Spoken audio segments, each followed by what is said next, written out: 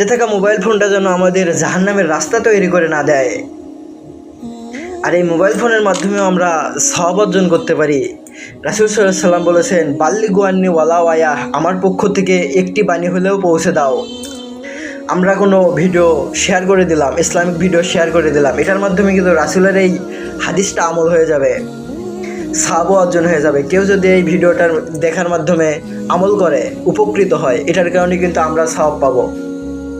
আর আমরা এমনিতেই কোনো খারাপ ভিডিও, কোনো খারাপ কন্টেন্ট শেয়ার করে দিলাম, এটার মাধ্যমে কিন্তু গুনাহে জারিয়া চালু হয়ে যাবে, যেটার কারণে আমাদের মৃত্যুর পরেও গুনাহ আমাদের আমলনামায় জমা হতেই থাকবে।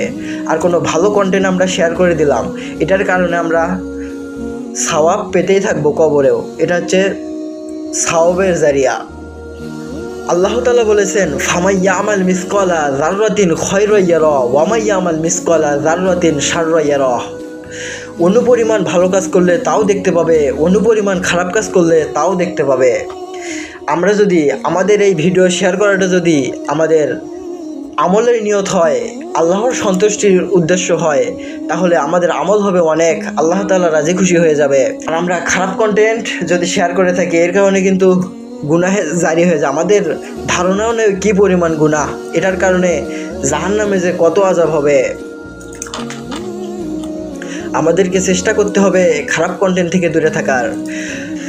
রাসূল সাল্লাল্লাহু আলাইহি ওয়াসাল্লাম বলেছেন, আদম সন্তান আল্লাহর সামনে এই 4টি প্রশ্নের উত্তর জবাব না দেওয়া পর্যন্ত পা সরাতে পারবে না। প্রথমত, তোমার জীবন তুমি কোন কাজে ব্যয় করেছো? দ্বিতীয়ত, তোমার যৌবনকাল কোথায় ক্ষয় করেছো? তৃতীয়ত, তুমি কিভাবে অর্থ সম্পদ রোজগার করেছো আর কোথায় বা খরচ করেছো? 4 নম্বরে, তুমি কতটুকু দ্বীনি জ্ঞান অর্জন করেছো আর কতটুকুই তার উপর আমল করেছো? আল্লাহর কাছে এগুলোর কী জবাব দেব আমরা? দ্বীনি জ্ঞান অর্জনের চেষ্টা করি, তার উপর আমল করার চেষ্টা করি, খারাপ কন্টেন্ট থেকে দূরে থাকি, ভালো কন্টেন্ট শেয়ার করি, এতে অন্যরাও উপকৃত হোক, আমারও সওয়াব হোক, আমিও আমল করার চেষ্টা করি। খারাপ কন্টেন্ট থেকে দূরে থাকলে আপনার সামনে খারাপ কন্টেন্ট আসবে না, আর ভালো কন্টেন্ট থেকে দূরে থাকলে খারাপ কন্টেন্ট আপনার কাছে আসবেই। আর আপনি যদি ভালো কন্টেন্ট দেখা শুরু করেন, তখন আর খারাপ কন্টেন্ট আপনার কাছে আসবে না।